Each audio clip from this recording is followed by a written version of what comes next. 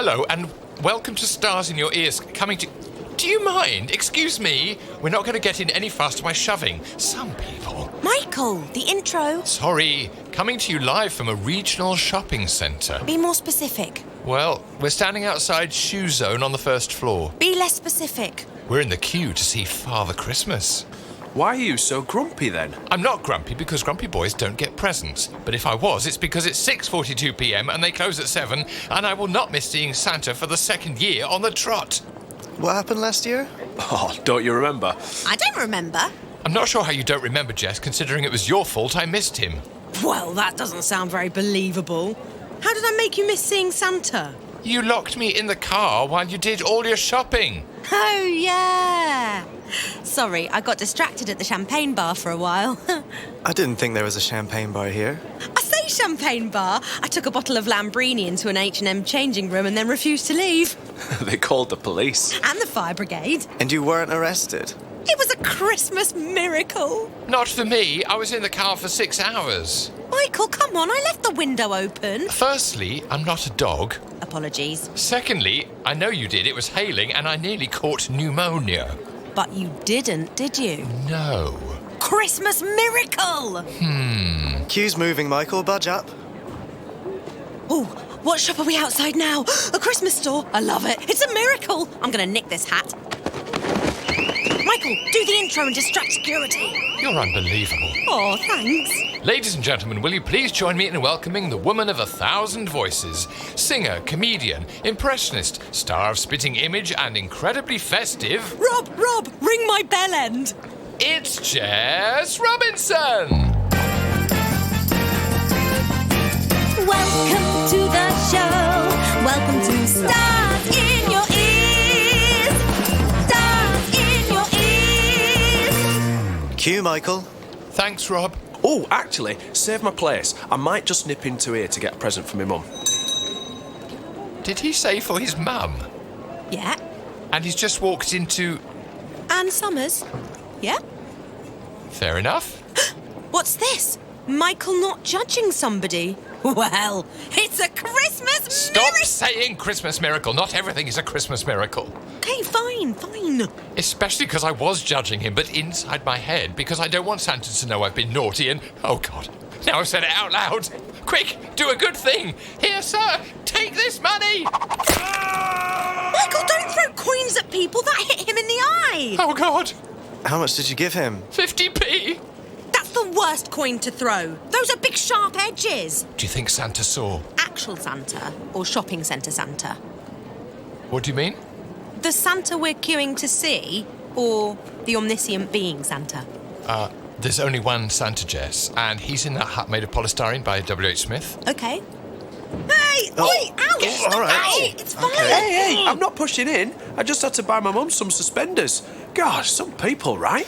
Right. Weirdo. Yeah, I know. What have I missed? Oh, we're nearly at the front. You must be happy, Michael. So happy he nearly blinded a man. Yeah, I get like that sometimes. Look, mate, we're next. Yes, we're next. We're gonna make it. Yes! Yes! Yes! Yes! I mean, no. What if I've not been good? Oh, Michael, you're always good. I just nearly blinded a man. But you didn't. You could say it's a Christmas Don't say it!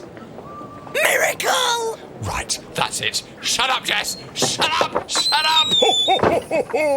Who's been a good boy this year? Shut up! Excuse me? I mean, I love you. You love me? Yes. No. What do I say? Well, you could say, thanks for being on Stars in Your Ears. I'm your guest today, aren't I, Jess? You sure are. You knew about this. Yeah. It was a surprise. For you. Come on then, sit on my lap. Everyone climb aboard. Oh, guys, it's a Christmas miracle. Well, kind of. You know that's not the real Santa, don't you? Sorry, what now? Take his hat off. And his beard. And replace those glasses. Oh, my goodness. It's Adam Buxton. Ho, ho, ho.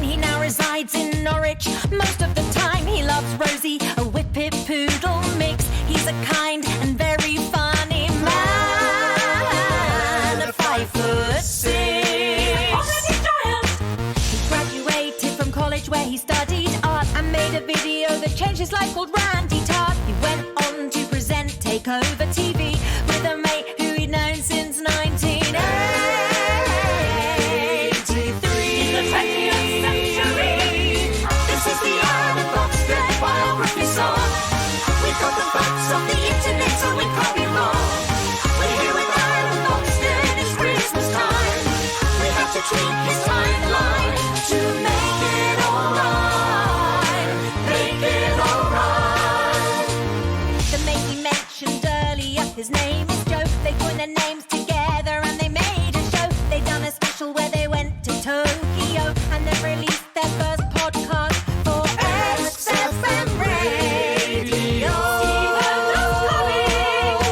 And now Adam has made about 5 million more. He's been on Cat Stuff Countdown loads for Channel 4. We love his jingles and his music, from country to rap. He's got glasses and a beard and a comfortable laugh. A comfortable laugh. We love Adam Buxton, let the church bells chime. He's done so much, but we're running out of time. This is the Adam Buxton biography song. We'll have to wind it up, or it will be too long. Be too long. It's Adam Buxton at Christmas time. Merry Christmas, Adam. Wow. That's amazing. Thanks. That was like a preview of my death. And the public outpouring of gratitude and joy that there will be after I die. Have you ever sung in a choir yourself, in a choir at school? Were you in a kids' choir? Did you do much of that? I didn't do much of it. I was in the choir. I did think that was my first taste of thinking, ooh, I want to be up there. Because that was like the stage. We had to go to church. I was at a boarding school when I was little. I got sent to boarding school when I was 9. And they had a little chapel. And every Sunday we'd have to go to chapel and sit there and get bored. But I thought the most exciting aspect of it was the choir, because they were up on the stage and they got to wear costumes as well. Oh. The cassocks, did you get, or actual costumes? Yeah. No, it wasn't like, they weren't dressed as sort of The Boba sheep Fett. and baby Jesus. Yeah. But they wore cassocks. And that was enough. I just thought, oh, I want to dress up like that and be on the stage. So I wangled my way into the choir, but I wasn't spectacular and I didn't last very long. That surprises me. I would have thought you'd be head chorister. No, because I'm lazy. I'm like a silly, feckless boy. So I was interested in the wrong stuff. Also, I didn't care about the music. If they had been singing, chart hits 1980, then that would have been a different kettle of cod. If we'd had to sing the Human League and Gary Newman, that would be good. Yeah, and stuff like that I was into, Depeche Mode, yeah, great. I would have been head chorister. But as it was just. There is a green field far away without... No, it's a green hill, isn't it? So I'm rubbish. I can't even get the lyrics right. Was it at Westminster? Did Jacob Rees-Mogg really go to the same school as you? Or did you go, Yeah, well, I went to... So my parents sent me to Westminster School for Arrogant Young Men.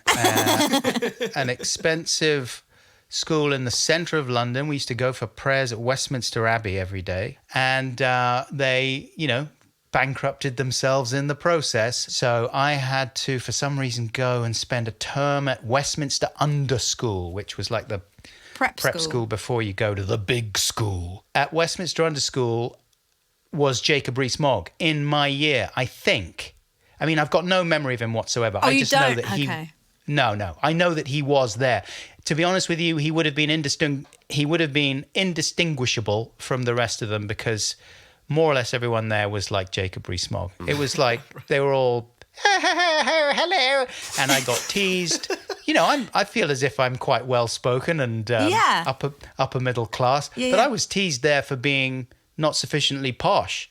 Really? Really? Yeah, and I was also lampooned because I hadn't lived in London properly before. You know, I'd always been out in the countryside. I had to be shown how to use the tube by some of the Lord Snooty-ish boys there. Oh, no. Who laughed at me in the process and thought that I was a silly bumpkin. But some of them were nice. Did you... That's the end of that boring story. Did you change the way you spoke when you were there? Did you make a conscious effort to, or did you stay solidly Adam? I don't think I changed. The only time I think I ever changed the way I spoke consciously was later on when I wanted to disguise my plummy voice. I got embarrassed by my voice when my accent rather, when I left school and got a job for the first time, and I got a job in a restaurant. And so for the first time, I was working with people from all kinds of different backgrounds and different countries. And I was teased there a little bit by people for having a plum in my mouth. And so then I think I started to get self-conscious, and that was around the time that I used to sort of talk a little bit like this. If I was on my own, if I got into a black cab, for example, I'd start talking like this, you know, and if the cabbie started chatting with me and saying, oh, what have you been up to tonight?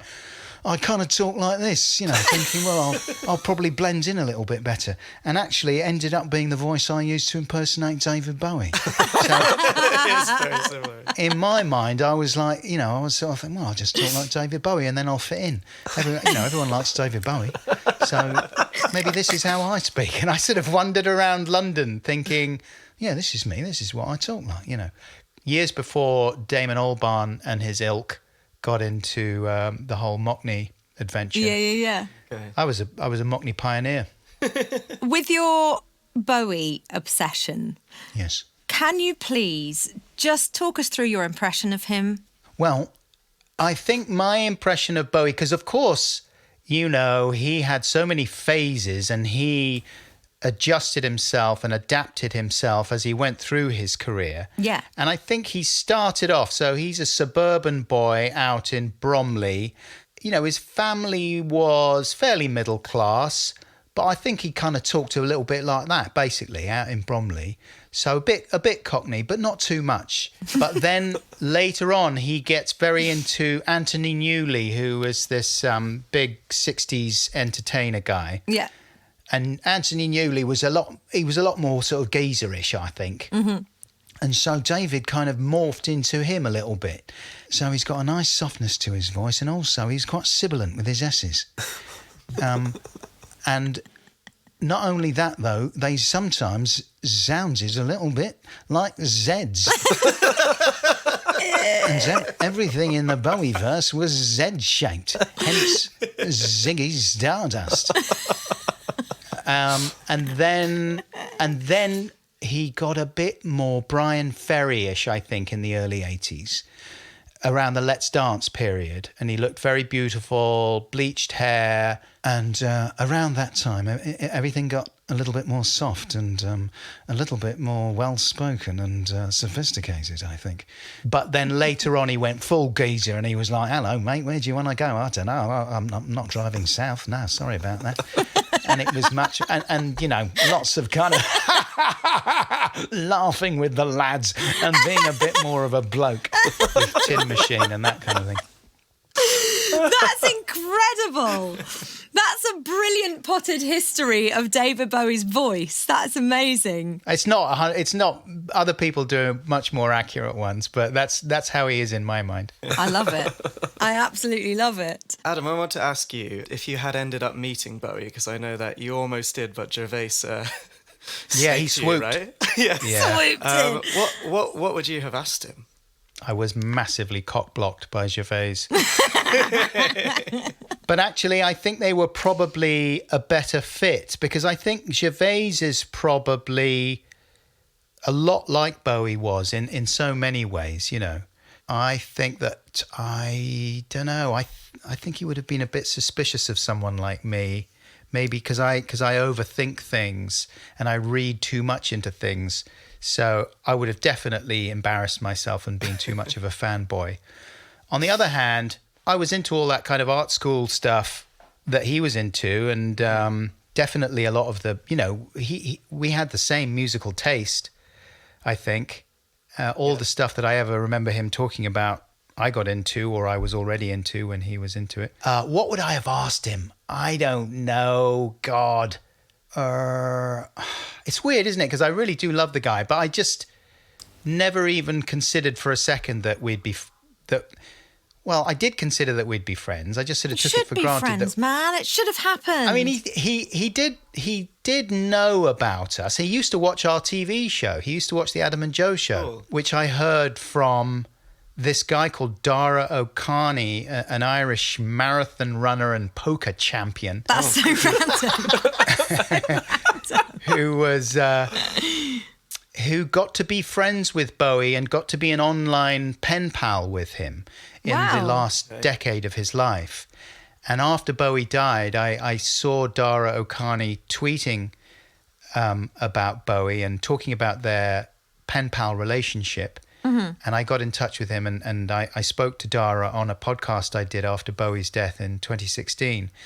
And Dara said that they used to talk all the time about art and books and swap recommendations for stuff that they were into. And I guess that would have been my relationship as well. That's the kind of relationship I have with most of my close friends, is just talking about, like, what have you been watching and what you're listening to and that kind of thing. But anyway, Dara said to me that one of the things that Bowie said he enjoyed watching was the Adam and Joe show. And he particularly liked... You? No, he liked my dad. Because my dad, Nigel Buxton, used to be in our TV show as Bad Dad, and we'd send him off to festivals and things like that when he was in his 70s.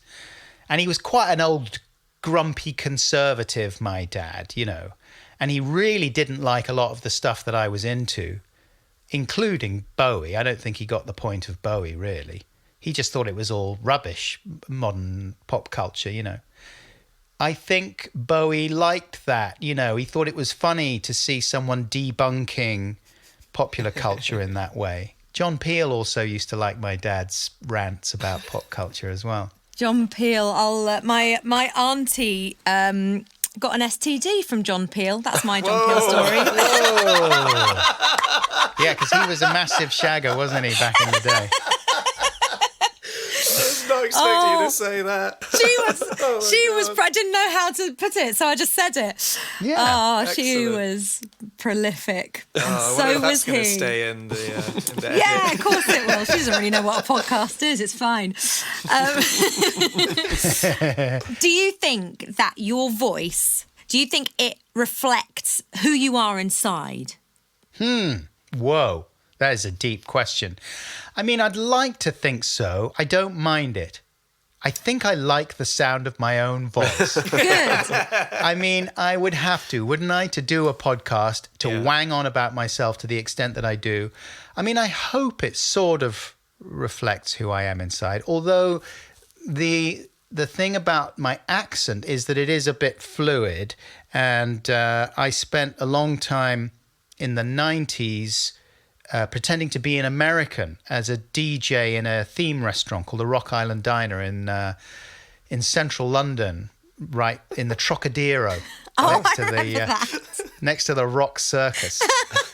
And so it was a 50s theme restaurant, and they would play a lot of rock and roll, and the waiters and waitresses were all on roller skates. And one day, one of the DJs, they were all American, real American DJs, but one of them was ill one day, and I stepped in and filled in, and I did my best impression of an American DJ, which was sort of passable. Please may we hear it? Not great. Oh, it was fairly embarrassing. It was like, hey, I'm trying to get in the zone. Rock Island Radio, WRID. I'm Cowboy Craig, and I'm going to play.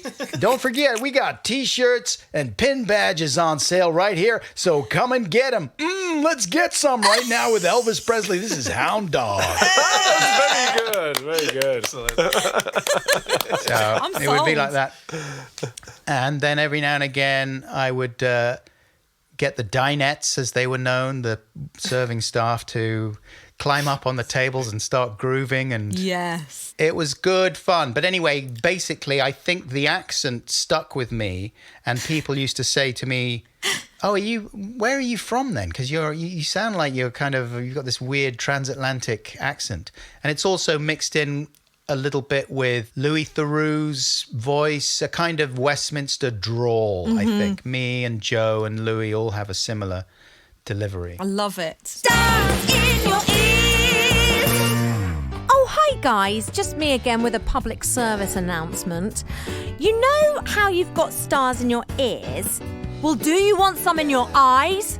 Then come and see us on tour! Join me, multi-award-winning star of Spitting Image, Jess Robinson, for an evening of musical comedy and festive fun. Expect magical mashups, fabulous original songs, and a belly full of laughs as your angelic host, that's me again, and my sparkling live band, if they've washed, transport you on a sleigh ride through a winter wonderland of dazzling divas and stars of the silver screen, serving up a feast of famous voices from Gaga to Garland.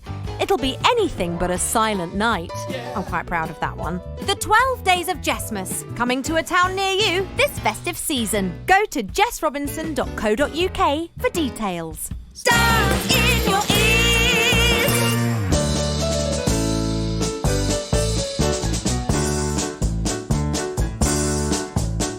On the first day of Jessmas, my true love gave to me Alan Partridge in a pear tree. the second day of Jessmas, my true love gave to me Bassie's favourite song, Goldfinger. Alan Partridge in a pear tree. The third day of Jessmas, my true love gave to me Anne Robinson. So, which band member got so drunk last night he actually did a poo in his pants?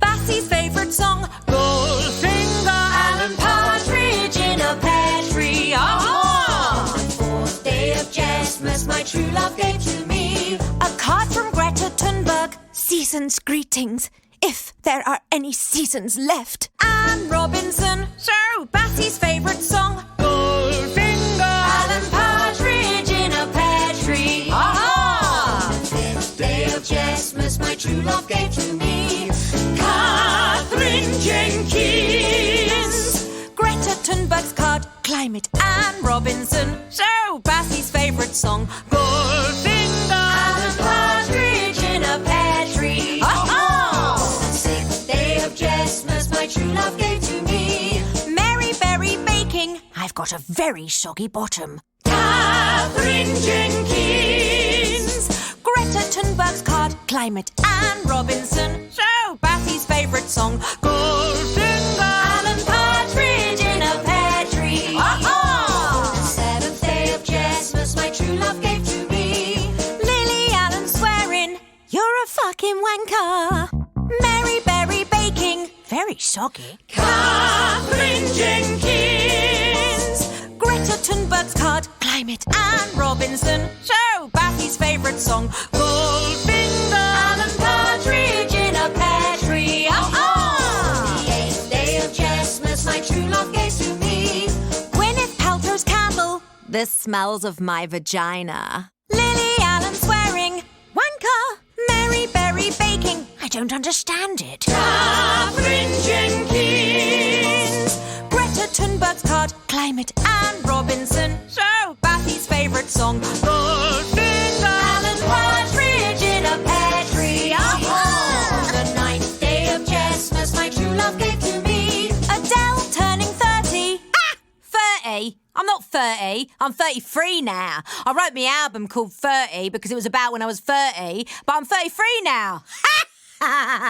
What am I like? Whoa, whoa. Gwyneth Paltrow's candle, vagina. Lily Allen swearing, wanker. Mary Berry Baking, so soggy. Catherine Jenkins. Greta Thunberg's card, Climate. Anne Robinson. So, Bassie's favourite song, Goldfinger. Alan Partridge in a pear tree. The 10th day of Jessmas, my true love gave to me Sonia from EastEnders. Hello, everybody. Merry Christmas. Del turning 30. Gwyneth Paltrow's candle, vagina. Lily Allen swearing, wanker. Mary Berry baking. Did I shit in something? Catherine Jenkins. Greta Thunberg's card, climate and Robinson. Joe Bassie's favourite song, Goldfinger. Alan Partridge in a pear tree. The 11th day of Jess was my true love gave to me. Julie Andrews singing do, a dear, a female dear. Sonia from EastEnders, what? Adele turning 30. Ha! Gwyneth Paltrow's candle, vagina. Lily Allen swearing, fuck off. Mary Berry baking, I can't have. Catherine Jenkins. Greta Thunberg's card, climate and Robinson. Joe Bassie's favourite song, Goldfinger. Alan Partridge in a pear tree. On the 12th day of Jess was my true love gave to me. Liza Minnelli, oh boy, come to the cabaret. Julie Andrews singing do re mi fa sol la ti do. Sonia from EastEnders, Christmas. Adele turning 30. Ha! Gwyneth Paltrow's candle, vagina. Lily Allen swearing, what a twat. Mary Berry baking, I've wet myself. Catherine Jenkins. Greta Thunberg's card, climate and Robinson. Joe Bassie's favourite song, Goldfinger. Alan Partridge in a pear tree. It's Jess's impression session. It's now time, our impressions session. So our listeners have been quite excited about you coming on, Adam, and they've sent in some of their impressions for you. Oh, wow. Yeah, I've chosen a few of them and I've put them together in a nice little sound gallery. So, Adam, it's time to sit back, relax, and try not to feel too violated as our weird and wonderful listeners, and some of them are really weird, put some stars into your ears. Okay. Hello there, Warwick Davis here, hoping you have a great Christmas. I hope your choice in Christmas film is Star Wars, Return of the Jedi, or Willow, because I'm in it. That's good. Hello, everyone. It's theatre's own Father Christmas, Ian McKellen speaking. I wish you a Merry Christmas and a wonderful New Year. Hello, yes. I've got Dr. Ian Malcolm, a.k.a. Jeff Goldblum here, and wishing you many happy returns in this festive season, full of food, fun, laughter. Yes. Of course, laughter is the best medicine, but it heals the soul like the moon. Hello, you beautiful people. Chris Hemsworth here. Hope you're having a far-out time. I'm celebrating this year by doing 1,000 ab crunches an hour. Hope you do the same. Oh, hello, possums. It's me, Dame Edna Everett. Now, I bet you thought I was dead. Well, to be quite honest with you, I thought I was too. But here we bloody well are. Hi, Jess. This is Michelle. And yes, I can do impressions. Both of people, down people, as well as animals as well. Here's a selection. Prince Charles. Oh, well, the state of the economy is such after this COVID outbreak that we all must just get on with it and live with it. It's Margaret Thatcher. So, we've got Miss Piggy. Classic.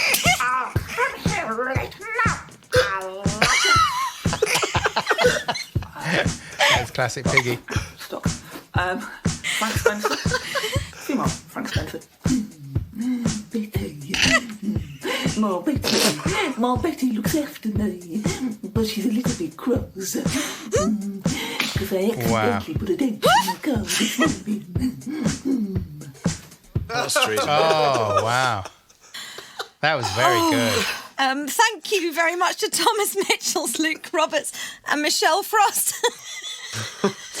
So one of those people was doing three different voices, were they? Thomas did Jeff Goldblum, Warwick Davis, Chris Hemsworth. And Sir Ian McKellen, was it? Yeah. They were good, okay. right? He started with his strongest one. Warwick Davis was very good. Yeah. Ian McKellen was not very good. Wow. Jeff Goldblum was very bad and then got quite good towards the end. Yeah. Like he started getting really into it. I mean, I'm saying this in a very cavalier way. It's hard to do impressions, and I couldn't do anything as accurate as that. Chris Hemsworth just sounded like sort of generic Aussie. Don't know. It was just like, hello, mate. I'm Australian. I'm Chris Hemsworth. I've got a Barbie. Let's go surfing. I'm from Australia, mate. Then there was Luke Roberts as Dame Edna. I thought I recognised him. Terrible. And Again, Dame Edna was just the shrill female version of Chris Hemsworth. I'm Australian. I'm talking like this. I'm from Australia, and I've got a shrimp on the Barbie, and I'm Dame Edna Everidge. I'm Dame Edna Everidge from Australia. I'm a woman. I'm a man dressed as a woman. There's nothing. Yeah, I applaud those people for sending those in. That's yes, let's give them a round of applause. Well done, thank you. Oh, so entertaining. I can't cope. It's Jess's impressions lessons. Adam, it's time for your impressions lesson now. Oh, yeah, okay. She is to me, I think, what Bowie is to you. It's Kate Bush. She's amazing. Do you love Kate Bush? She is at the very top of my dream podcast guest list. Oh. And every year I reach out to Kate via her people and never hear anything back. Oh. So I love Kate. She's got a really massive vocal range. Yeah. So to begin with, Adam, could we please hear your lowest note? Oh. Lovely. And your highest note? It's lovely. You can join my little boy's choir if you like. Now, with the word wow, could you please start on your highest note and slide all the way down to your lowest note and then back up again? Wow! So basically, she's in the room now. When she's low, when she's down there, she's almost like a contralto, and it sort of goes quite opera-y. So could you have a go at doing that one more time and do it in a sort of slightly operatic way when you hit the lower notes? Wow! Ooh, Yeah, very good. See, makes a big difference. And when she's high, she's got this really sort of girly, almost baby sort of tone to it. And I think Kate isn't that far away from Britney. If you take Britney, I think I did it again, and you put it up the octave and make it British, you get, I think I did it again. So would you like to have a little go at doing, first of all, a little bit of Britney? I think I did it again. Oh, man. She's got that supposedly sexy delivery, which is not in any way sexy. Think of the as far as I'm Teletubbies. concerned. I think I did it again. Yeah, I love do it. It was a bit Bowie, actually. Yeah, well, you get into that area and it suddenly starts sounding like David. Even though he very seldom sang like that, really. Now, can you do it as high as you can with the baby voice, but sort of Britishy? I think I did it again. Lovely. If we put some reverb on that in post, it will basically be Kate. I think I did it again. And now can you do it with a really pouty mouth? Because Kate has got these wonderful big lips. I think I did it again. I think I did it again. Oh. I love it. So I come from, I don't know if you could even have surmised this from the way that I am, I come from quite a judgy family. Yeah. And my mum, the first time I brought a Kate Bush CD home from my auntie, my mum went, oh yeah, Kate Bush, now look at her mouth and tell me what sort of speech impediment you think she has. So, I looked at those beautiful pouty lips and I guessed it correctly with her slightly weak R. So can we have a little go at the... rolling the ball with a run. Rolling the ball. Very good. Rolling the ball. That's it. Wuthering Heights. Wuthering Heights.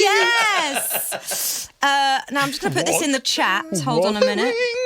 Let's. Wuthering. Oh, so that's the going down and going high. Wuthering Heights. Oh, blimey. I can't get that high, though. Can you do it? Can you do it with this song I've just put into the chat for you with your best Kate Bush?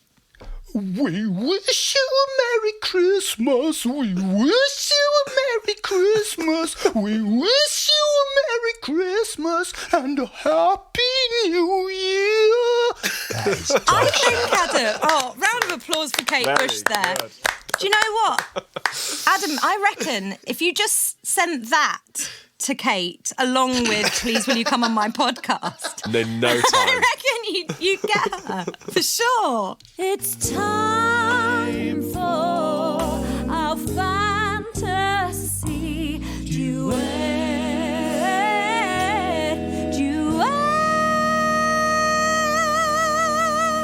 Adam, Kate, your Kate was just wonderful. Would you please join us as Kate in a Christmas carol medley to finish off the show? Sure. Adam, who would you like me to be in this medley? Who do you fancy? I mean, you were talking about sexy music earlier on. How about Cardi B? Okay, I'll do it.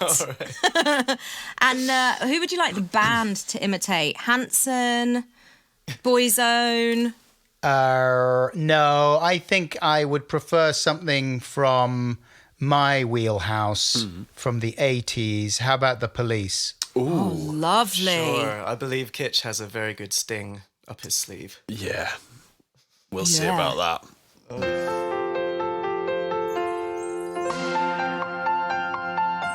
The holly and the ivy, when they are both full grown, of all the trees in the wildwood, the holly bears the crown. The rising of the sun, the running of the deer, the playing of the merry organ, sweet singing in the choir. And Kate Bush, I promise you this is what I sound like. Oh, come, they told me. Pum, a newborn freak to see. Pum, freaky freak. Our finest gifts we bring. Pum, in my bum to lay before the king. Pum, bitch, and she ain't no virgin. Yeah. God rest ye merry gentlemen, may nothing you dismay. For Jesus Christ our Savior was born on Christmas Day. To save us all from Satan's power when we had gone astray. Oh, tidings of comfort and joy, comfort and joy. Oh, tidings of comfort and joy.